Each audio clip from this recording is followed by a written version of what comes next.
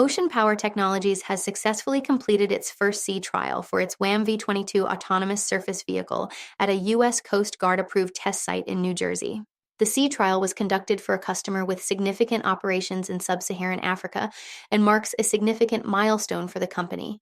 The test site in southern New Jersey has been permitted for OPT's use, allowing the company to conduct tests year-round on both the east and west coasts. This development is expected to streamline the testing process, reduce the time from booking to revenue recognition, and make it easier for customers to receive their products.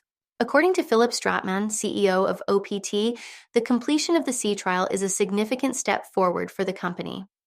Stratman expressed his pleasure in being able to conduct the sea trial at the newly permitted test site, which will enable OPT to test its WAM-V vehicles 24/7, 365 on either coast.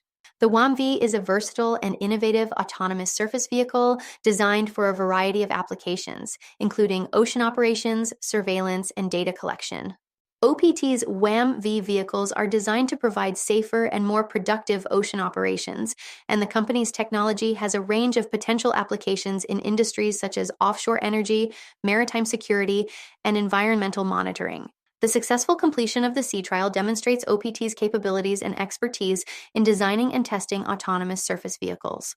The company's technology has the potential to transform ocean operations and provide significant benefits to its customers. With its newly permitted test site, OPT is well positioned to continue developing and testing its WAM-V vehicles and to deliver innovative solutions to its customers.